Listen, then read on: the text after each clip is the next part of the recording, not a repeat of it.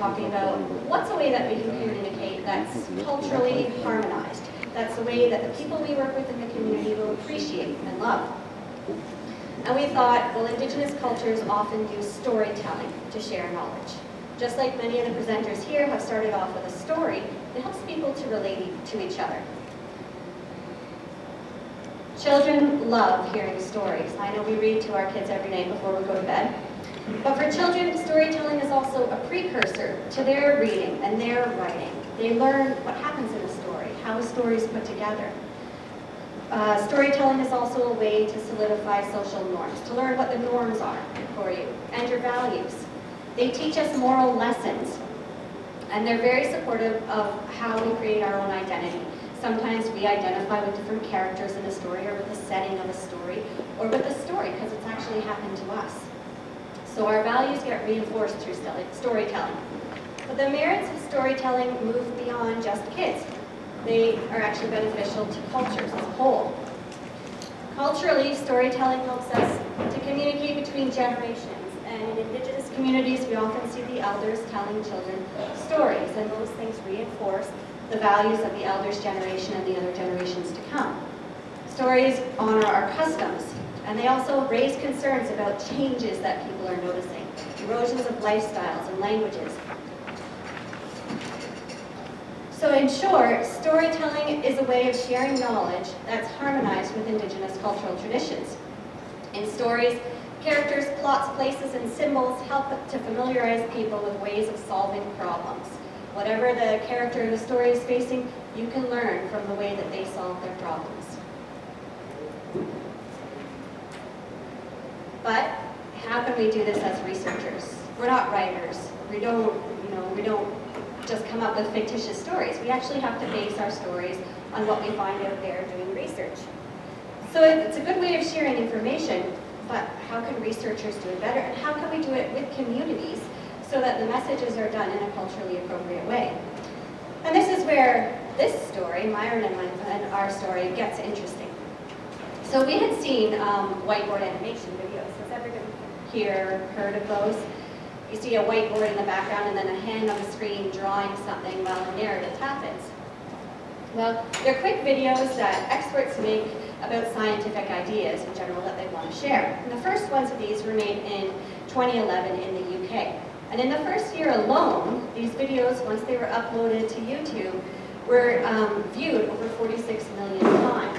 So the first pilot project to this was really effective in sharing scientific information. But it's also a very visual and a very symbolic format. If you're trying to represent a difficult mathematical equation, you can do it in pictures, and people can follow what you're saying a little more closely. So we thought that that related very much to our situation. Over the years, Rebecca and Lolita and other researchers had recorded elder interviews across reserves in Saskatchewan. They had all sorts of information about water quality and quantity, and pictures and symbols and other important information about water. So these created the pillars that we could build our stories on. What we then did is work with communities to create narratives from those elder interviews and from all that information. Those narratives were worked again with members from the community to create symbols that could represent the different parts of the story. These symbols were drawn on a board and videotaped, and that story started to come to life once we attached the narrative to the drawings and the special effects in the background. The storytelling that we do used actual words from participants when they said they were okay with that happening, and involved local people in the creation. In our stories, we often try to find a local artist or another local person who is happy to do the narration for the video, and local music to be put in. So far we've done two. One for the Slave River and Delta from a project we worked on building an environmental monitoring program. And the story that we're going to talk about today, which is with the Yellowquill First Nation. So in the Slave River and Delta, we explored the change to the Delta over the experiences of 11 elders who were from the area. And in the Yellowquill example, our story is built from interview with 22 different elders in the community. So here's the process. We start with being respectful and sharing ideas and insights with the community. We talk about the things that were found in the interviews and all the data collected. And we try to build that into a story. Then we co-create the narrative of the story. So we start to write a draft of what the story should look like. Then we co-design the symbols and sequences of the video and how it's going to be produced. So once we have the narrative, we come up with a list of potential symbols. We might have a sentence that said, I grew up going fishing with my brothers. And the symbol to that might be two boys walking away with a fishing rod in one of their hands. And we worked with the community members to make sure that our symbols were representative, were what they wanted their story to be symbolized by. So I was hoping to show an example, but it's not working on the computer. I brought a video that we can watch after we have Myron share his experience. So in our video, we're able to incorporate culturally desired tools.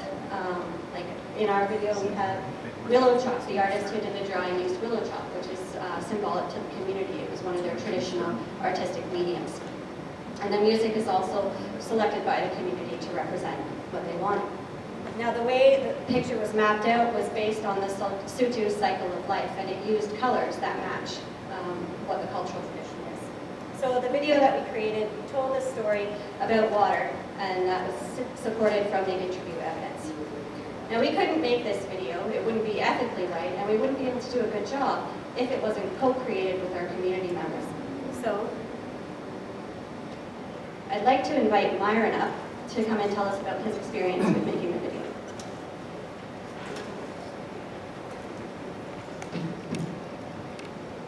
Good afternoon, ladies and gentlemen. First of all, I'd like to thank the elders and acknowledge the pipes that were raised this morning and leading us in a positive path. And also I want to thank Lori for letting me take off my radio collar before I came up here. So anyways, during the initial stages of this project, coming to our table, we thought to ourselves, here we go again, another study on our people, telling us what's wrong with our community. We heard this so many times, but I want to touch on that just for 1 minute. Too many times researchers have come to us wanting information, and we give it not knowing the outcomes of where it might end up. Too many times researchers have scratched the surface of our First Nations issues, and all of a sudden they're experts of all our problems, and them not knowing the real issues that plague our people. At times many gain monetarily from the research findings, and our people get nothing but wondering where the knowledge went. I'm sorry to say that this type of research must end, and the proper protocols that need to be followed must be honored. I know that the University of Saskatchewan does have a code of ethics that they have put in place before the research has begun. However, meaningful dialogue must remain throughout the projects with the people, community, and leaders, so that the end result does not collect dust like so many projects have done in the past, and that the words not be taken out of context and used wrongly. By proceeding in this manner, all parties get the positive end results of what's true and the intent of the research was for, and we can all benefit from it. I know Lori and Rebecca, sitting at our table, made sure that we were word for word, page for page on what we were going to on this project and what we wanted to get out of it. And they ensured us that they never changed any of the language and the words that our elders shared with them to make this story. And with that, the researchers of this project, they follow proper protocol with our elders and our leaders in the community, and for the people that participated in this project. They came to us and offered tobacco, and that tobacco really means a lot to us. And with that, that really, we knew that their intent was true, and that they were coming to us in a good way to help us share our story, our history of the lake that our reserve that a reserve lives with. And by producing a project that will have a positive outcome, it's our hope with this work so that our knowledge of our elders and people will not have been done in vain, and that our community and youth will have this knowledge forever, now that it's documented by video, transcript, and the narrative. Because this day and age, all our kids and our people use smartphones, smartboards, iPads, computers, and this is a great way to get that message across, because I'm sorry to say, I know in my community, it's hard for our youth to go up to an elder and offer tobacco and sit there still and listen. So this is a good way that we want to combat that, and we want our kids and our youth and our people to see that visual, that video. I want to thank all the people that are involved with this, with Lori, Rebecca, and Lolita, and the artist Cheryl Buckmaster that did the artwork for it, and also for our summer students that did the narrative that spoke the words of our elders. That really touched us as a chief adult, so not only that as a community, but with that, I hope you can show a little bit of it and just to see where we're coming from and what we're trying to show. So thank you.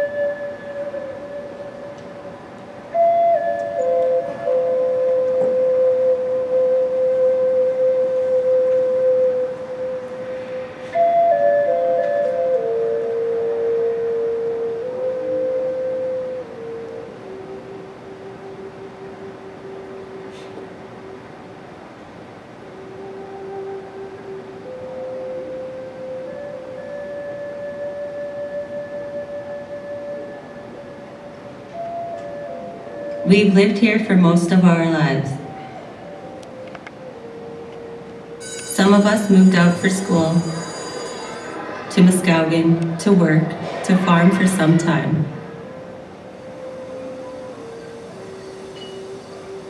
But we made our way back. This is our home. We used to live in log cabins closer to the lake. We had no electricity and no roads. There was the river too. The water was pure. We lived a good life along the lake. We were taught to respect the water, not to waste it. Water is where we come from, where we're born from, and what gives us life. The lake was the center of the community, and it united us.